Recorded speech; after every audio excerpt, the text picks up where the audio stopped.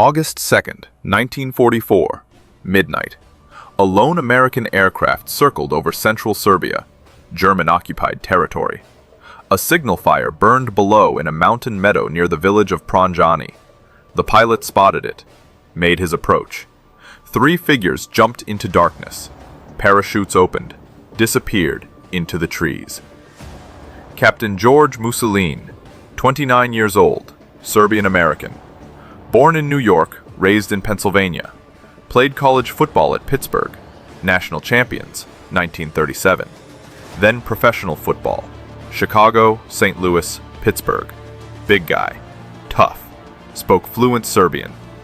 Office of Strategic Services, the OSS, America's wartime intelligence agency, predecessor to the CIA. Master Sergeant Michael Rajacic, radio operator, also Serbian-American. Also spoke the language. Young, resourceful, expert with Morse code and shortwave transmitters. Specialist Arthur Jibilian, 21 years old, called Jibby by everyone. Communications expert, Lebanese-American from Ohio. Didn't speak Serbian. Didn't matter. His job was keeping radio contact with Allied headquarters in Bari, Italy, 300 miles away across the Adriatic Sea. They landed hard in rough terrain, gathered their equipment, parachutes, radio gear, weapons, medical supplies. Within minutes, figures emerged from the forest. Armed men, bearded, worn uniforms. Chetniks, Serbian guerrilla fighters loyal to General Dražan Mihailović. The Americans were taken to a farmhouse. Mihailović was waiting. 51 years old, gray beard, sharp eyes.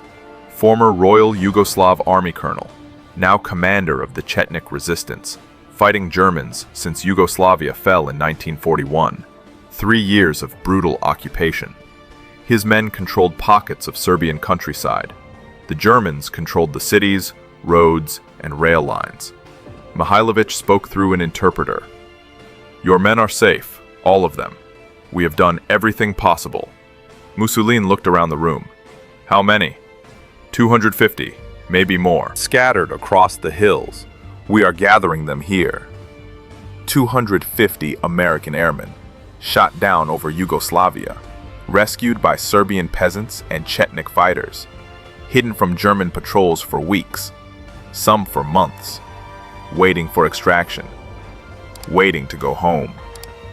This was Operation Halyard, the largest rescue of Allied airmen in World War II history, and it almost didn't happen.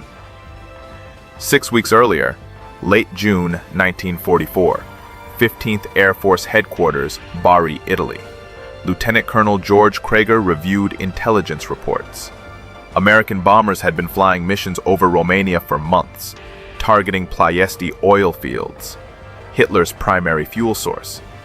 The raids were devastating Nazi petroleum production, but the cost was staggering. Ploiesti was 1,500 miles round trip from Italy. The route crossed Yugoslavia, German-occupied, crawling with anti-aircraft batteries and Luftwaffe fighters. Dozens of American bombers were being shot down every week. B-24 Liberators, B-17 Flying Fortresses. Each carried 10 crew members, pilots, navigators, bombardiers, gunners, engineers. When a plane went down, survivors bailed out. If they survived the jump. If their parachutes opened. If they weren't shot during descent. They landed in enemy territory. The Germans usually captured them within hours, sent them to POW camps, Stalag Luft 3, Stalag 17B. If they were lucky. If they weren't, local collaborators turned them over to the Gestapo, or SS units executed them on site. Reprisal for bombing German cities. But intelligence was receiving reports, coded messages from occupied Yugoslavia.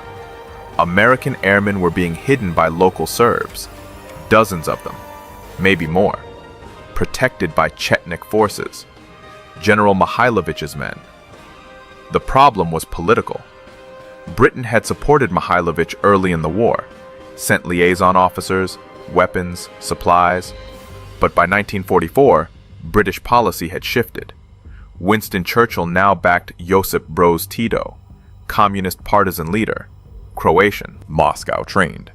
The British believed Tito was fighting Germans more aggressively than Mihailovich. Churchill cut off support to the Chetniks, ordered British missions withdrawn, pressured America to do the same. Washington followed London's lead. President Roosevelt trusted Churchill's judgment on Balkan affairs. American liaison officers were pulled out of Mihailovich's territory in May 1944. The general was left isolated. No Allied support, no weapons, no recognition. Just his men and the Serbian peasants who supported him. But the downed American airmen were still there, hidden in Serbian villages, waiting for rescue. The 15th Air Force couldn't abandon them.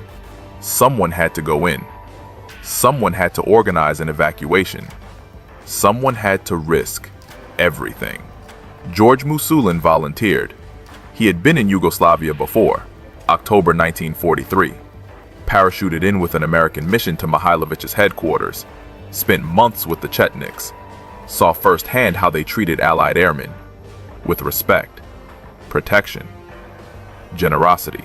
Serbian villagers shared food they didn't have, hid airmen in barns, cellars, and attics, risked execution if discovered. Entire villages could be burned, men shot, women and children deported to labor camps. Musulin returned to Italy in May 1944 with 40 rescued airmen, evacuated by British aircraft just before Allied missions withdrew. In Bari, he filed reports, debriefings, recommendations. He told his superiors the truth. Mihailovich was still rescuing Americans, still protecting them, still waiting for Allied support that would never come.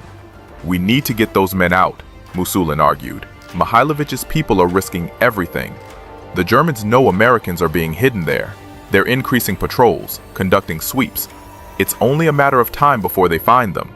His commanders agreed, but the British opposed the operation. Too politically sensitive. Supporting Mihailovich would anger Tito, complicate Allied relations with Yugoslav partisans.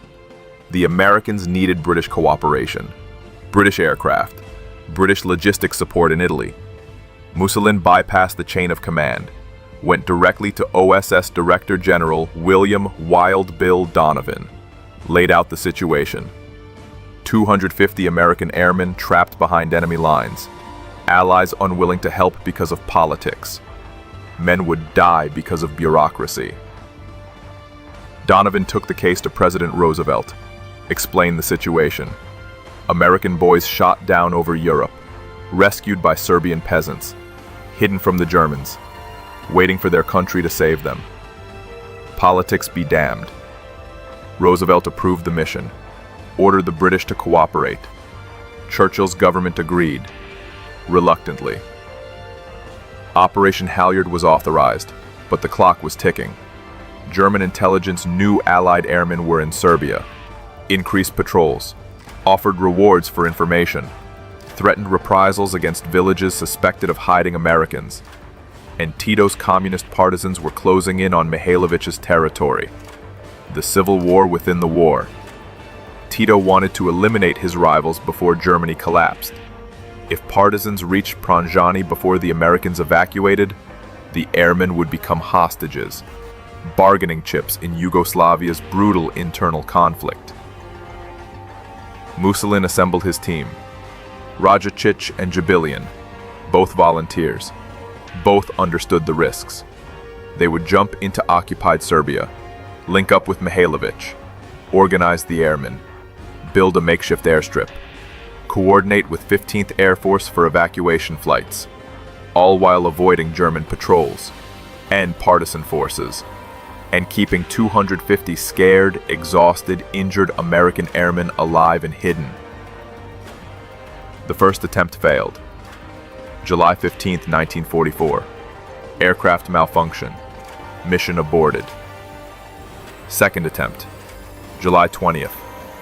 Weather. Thick clouds over the Balkans. No visibility. Turned back. Third attempt. July 28th. Navigation error. Wrong coordinates. Pilot couldn't find the signal fire. Circled for an hour. Too dangerous to jump blind. Returned to Italy. Mussolini was furious. Every day increased risk. Every delay gave Germans more time to find the airmen. Every postponement lowered morale among the men waiting in the mountains. Fourth attempt. August 2nd, 1944. Perfect weather. Clear skies. Accurate navigation. Signal fire visible from miles away. Mussolini, Rajicic, and Jibilian jumped at midnight. Landed safely. Made contact with Chetniks within minutes. Reached Mihailovich's headquarters by dawn. The general greeted them with relief. "Your men are ready. We have been waiting." Mussolini surveyed the situation. More than 250 airmen. Some walked in on their own after being shot down. Others were brought in by Chetnik escorts. Serbian villagers risked everything transporting Americans through German checkpoints, disguised as peasants, hidden in wagons under hay and potatoes, carried through forests at night. The airmen were exhausted, scared, many injured from bailouts and crash landings, burns, broken bones, shrapnel wounds. Chetnik medics did what they could with limited supplies. Serbian families shared what little food they had. Bread, goat milk, plum brandy, the local rakia, strong stuff. It kept morale up. But time was running out. A German garrison was stationed at Kachak, 20 miles southeast. Luftwaffe airfield, fighter planes, reconnaissance aircraft.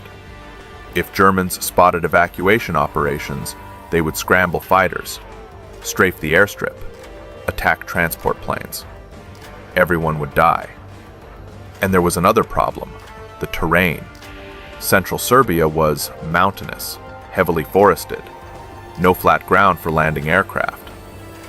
Transport planes needed at least 600 yards of clear, level runway, preferably more. The area around Pranjani had nothing like that. Mihailovich's solution was ingenious and desperate. Build a runway, by hand, using peasants with axes, shovels, and oxen. Clear trees. Level ground. Compact earth. Create a functional airstrip in the middle of enemy-occupied wilderness, without heavy equipment, without engineers, without time. Can it be done? Mussolini asked. Mihailovich smiled.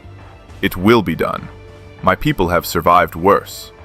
Hundreds of Serbian villagers went to work, men, women, and children, cutting trees, pulling stumps, hauling rocks, smoothing dirt, compacting ground, building an airstrip from nothing, in occupied territory, while German patrols searched the hills, while partisan scouts watched from a distance, while 250 American airmen waited for salvation that might never come. August 5th, 1944, dawn.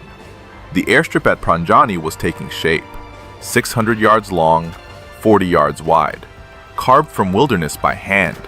Serbian men swinging axes, women hauling rocks, children carrying buckets of dirt, oxen pulling stumps from the ground. Everyone worked. No one rested. Captain Nikola Vrkic supervised construction. Engineer, former Royal Yugoslav Army officer, now Chetnik. He measured distances by pacing, checked levels by eye. No surveying equipment, no blueprints, just experience and desperation.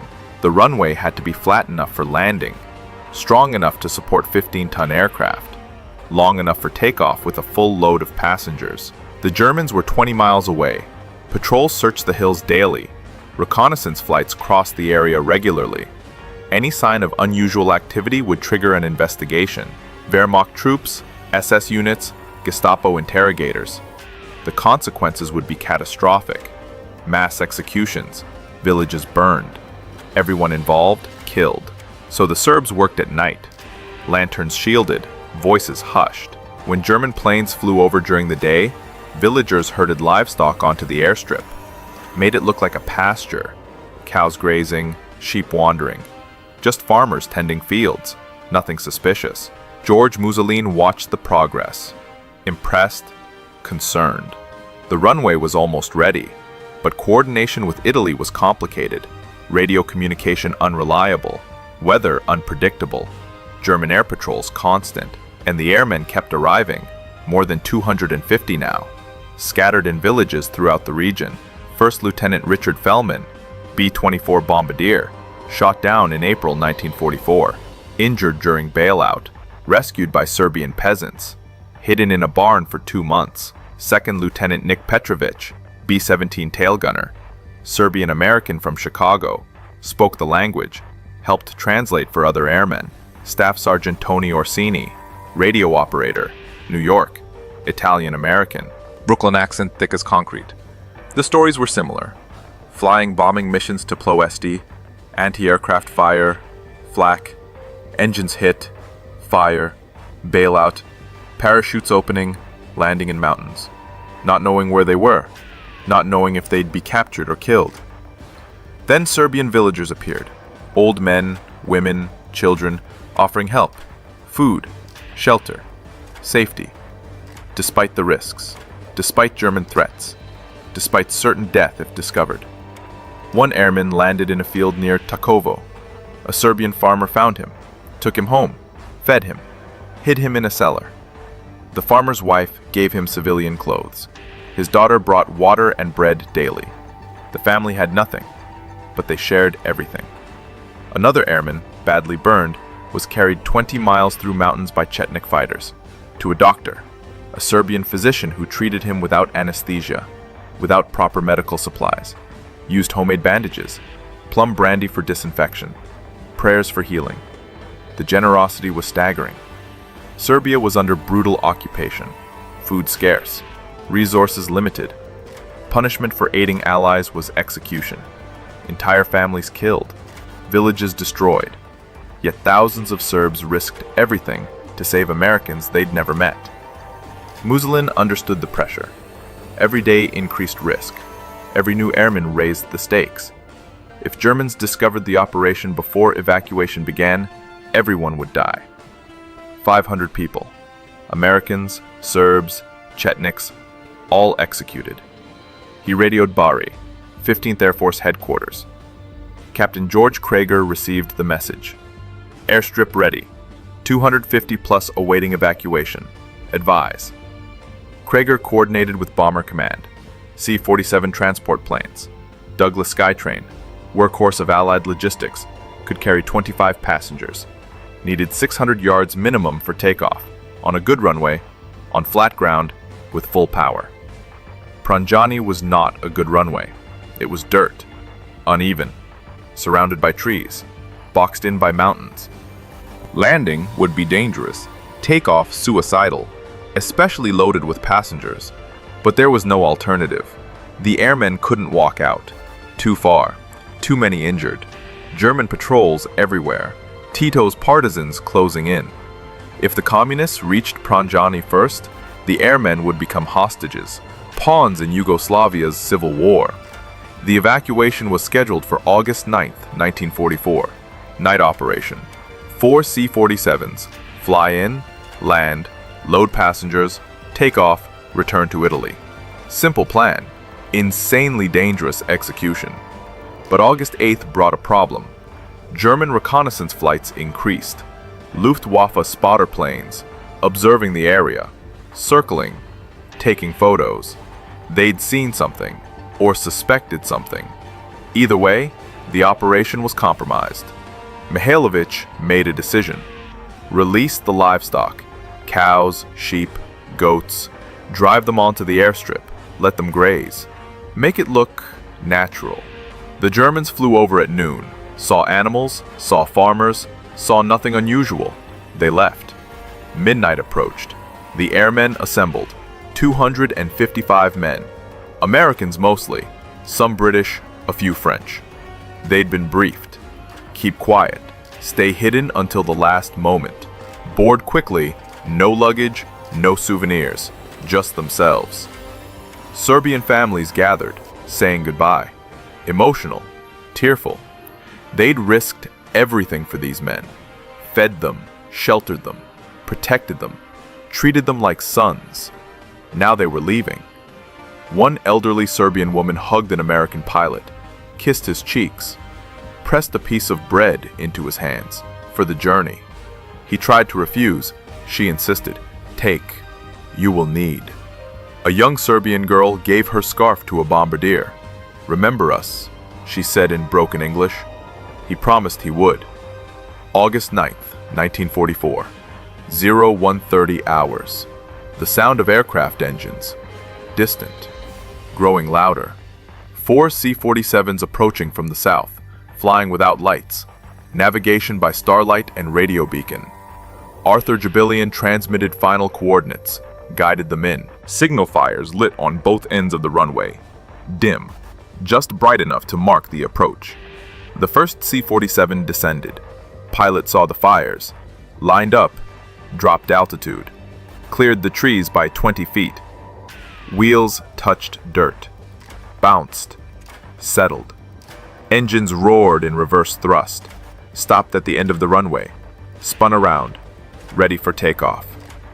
Second C-47, same approach, rough landing, stopped, turned.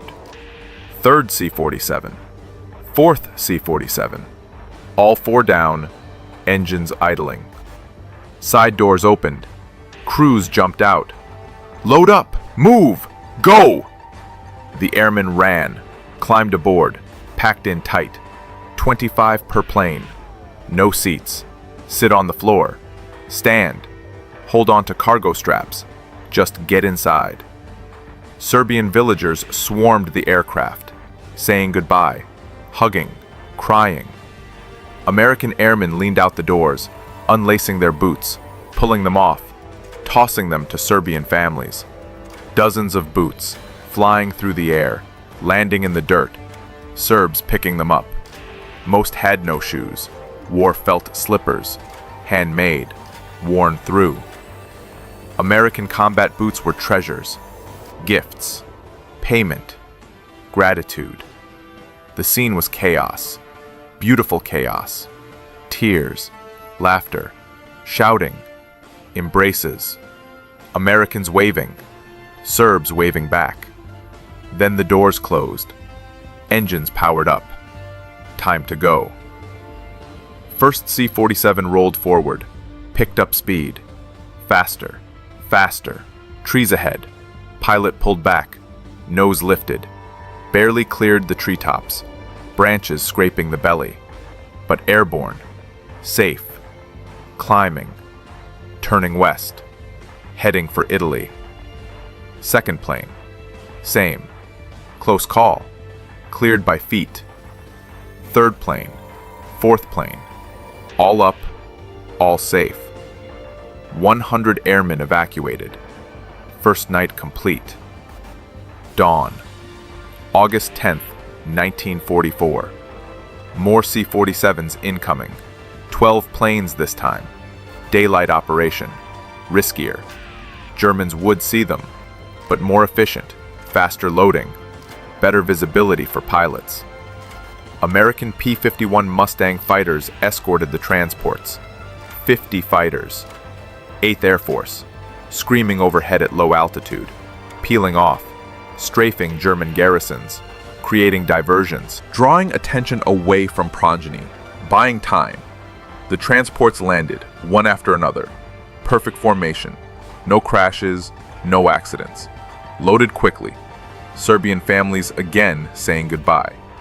More boots thrown from aircraft, more tears, more gratitude. 241 airmen evacuated in 2 days. Over 450 total still waiting. The operation continued. August 12th, 4 more planes. August 15th, 6 planes. August 18th, 3 planes. Every few days, more evacuations, more rescues, more emotional farewells. But pressure was mounting. German intelligence suspected something. Increased patrols, closer surveillance, Luftwaffe fighters probing the area, and Tito's partisans were advancing, pushing east, closing in on Chetnik territory. Time was running out. Richard Fellman remembered the moment he climbed aboard his evacuation flight. August 27th. He turned to the Serbian family that had hidden him for 4 months, the farmer, his wife, their daughter. He tried to thank them. Words failed. What do you say to people who risked execution to save your life? The farmer shook his hand. Go home. Live. Be happy. That is thanks enough.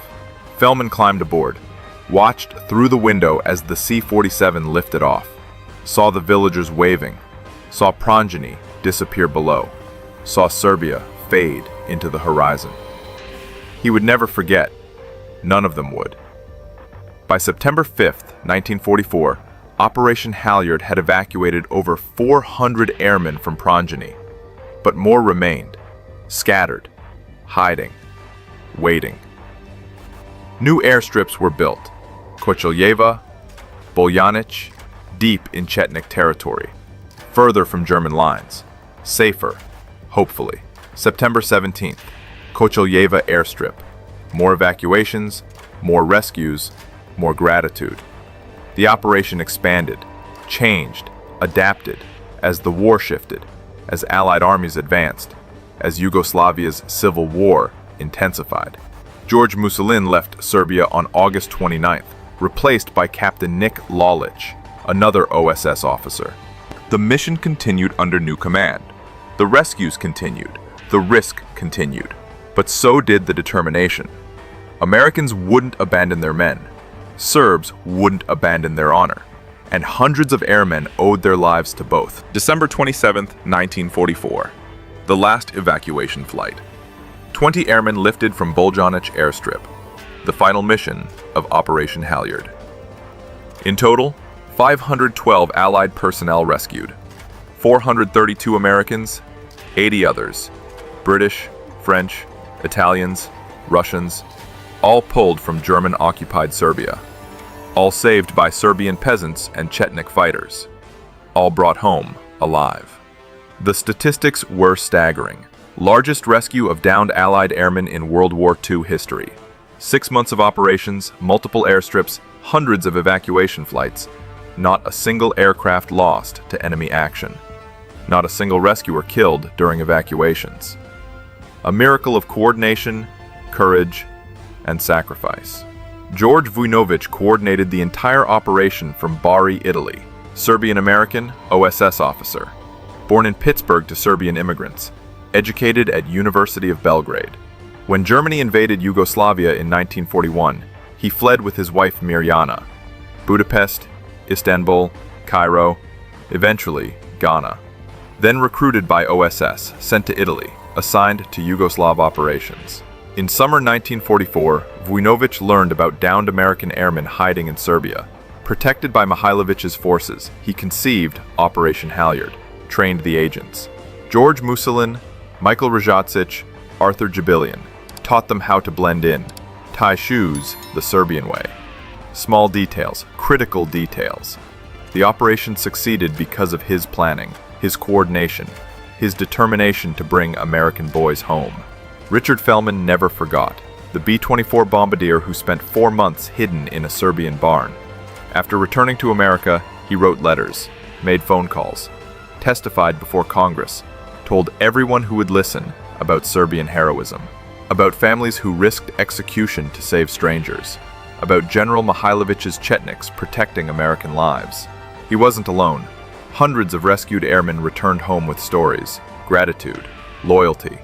They formed associations, veteran groups, dedicated to honoring the Serbs who saved them, dedicated to remembering Operation Halyard, dedicated to correcting history, because history betrayed Draža Mihailovic. After the war ended, Yugoslavia fell to communist control. Josip Broz Tito took power. Moscow backed, Stalin approved. The Chetniks were branded traitors, collaborators, war criminals. All lies, but repeated enough times to become accepted truth. Mihailovic went into hiding. March 1946. Communist forces captured him, brought to Belgrade, show trial, accused of treason, war crimes, collaboration with Germans. None of it true, but truth didn't matter. Tito wanted him dead. Stalin wanted him dead. The verdict was predetermined. American airmen tried to help, sent letters to President Truman, to to Congress, to State Department, testified that Mihailovich saved their lives, protected them, fought Germans, risked everything for Allied personnel. 512 rescued airmen. Proof of his loyalty, proof of his courage. The American government did nothing. Britain did nothing. Politics. Cold War. Yugoslavia was communist now. Mihailovich represented the old order, the monarchy, anti-communist resistance. Supporting him would anger Stalin, complicate Allied relations with Tito's government. So they abandoned him. July 15, 1946. Belgrade. Military court pronounced sentence. Death. Mihailovich showed no emotion. He knew it was coming. He'd known since capture. His only request, that the world remember his people, the Serbian peasants, the villagers, the fighters, who saved Allied lives, who risked everything, who asked for nothing in return. July 17, 1946. Dawn. Mihailovich was executed by firing squad. 53 years old. Body buried in unmarked grave.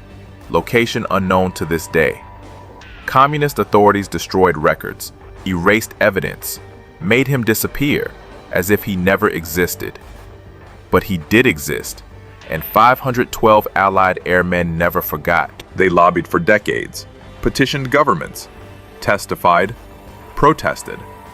Finally, January 1948, President Truman posthumously awarded Mihailovich the Legion of Merit, America's highest military decoration for foreigners, Chief Commander degree, for organizing and leading resistance forces, for rescuing Allied personnel, for demonstrating courage and loyalty. The award was classified, secret, kept hidden for 20 years. American government didn't want to offend Yugoslavia's communist regime, didn't want to anger Tito, so they honored a hero in silence, gave him a medal no one could see, recognition no one could acknowledge.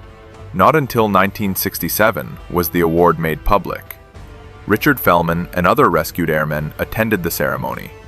Finally, 21 years after Mihailovich's execution, finally his heroism was recognized, his sacrifice acknowledged, his memory honored. But Serbia still suffered. The villages that helped, the families that risked everything, they received nothing. No compensation, no recognition, no thanks from American government, just memories, and the knowledge that they did the right thing, even when it cost them everything. In 2015, Serbian courts annulled Mihailovich's conviction, declared the 1946 trial unfair, political, a communist show trial with predetermined verdict. The judge emphasized they weren't ruling on whether Mihailovich was a war criminal, only that he didn't receive fair trial. But everyone knew the truth. He wasn't a criminal. He was a hero, murdered for saving Allied lives. Today, monuments stand in Serbia. Pranjani, Boljanic, Kočeljeva, commemorating Operation Halyard, honoring the villagers, the Chetniks, the OSS agents, the pilots who risked everything to evacuate airmen from behind enemy lines. American veterans visit, elderly now, in their 90s, some in wheelchairs. They come to Serbia, to the villages where they hid, to the fields where they were rescued. They hug elderly Serbs, grandchildren of the families who saved them, cry together, remember together. 75 years later, still grateful, still loyal, still brothers. George Musalin returned to America after the war, continued intelligence work, never forgot Serbia. Died in 1987, buried with honors. His legacy? 512 lives saved, Operation Halyard, the mission he commanded, the Americans he brought home. Arthur Jabilian, the radio operator, the youngest member, returned to Ohio, lived quiet life, Silver Star recipient. Died in 2007, remembered as hero, the man who guided planes through darkness, who kept radio contact, who made evacuation possible. George Voinovich, the mastermind, the coordinator, returned to New York after the war, worked for airline companies, mild-mannered businessman. Neighbors never knew he'd organized history's largest airman rescue. Never bragged, never sought attention. Died in 2012, age 96. Bronze Star, Legion of Merit. Remembered by those who knew the truth. And the rescued airmen. 512 men. They lived, came home, raised families, built careers, lived full lives. Because Serbian peasants shared bread they didn't have. Because Chetnik fighters risked execution. Because General Mihailovich chose honor over safety. Operation Halyard remains mostly forgotten, not taught in schools, not mentioned in most World War II histories, overshadowed by D-Day, Stalingrad, the atomic bomb. But to 512 men, and their children, and grandchildren, and great-grandchildren, it was everything. Because without Operation Halyard, those men would have died, captured, executed, lost. Their families would never have existed. Thousands of descendants alive today because Serbian villagers chose courage, because American agents chose duty, because Allied governments chose rescue over politics, at least for those 6 months.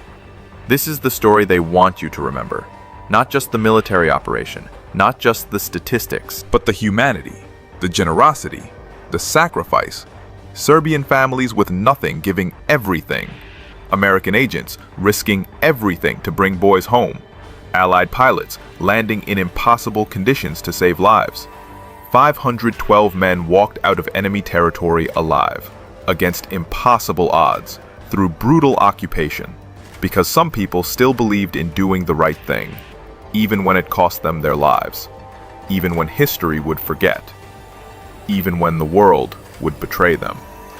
That is Operation Halyard, the greatest rescue mission of World War II, the forgotten miracle, the story that must never be forgotten. If this story of courage and sacrifice moved you, we'd be honored if you'd like this video and share it with someone who appreciates real history. These stories matter. These heroes deserve to be remembered. Subscribe and turn on notifications so you never miss our next documentary about the untold stories of World War II. Stories of ordinary people who did extraordinary things. Stories that changed history. And in the comments, tell us, do you have family members who served in World War II? Do you know anyone who was part of Operation Halyard? We'd love to hear their stories. Let's keep these memories alive together. Thank you for watching, and thank you for remembering.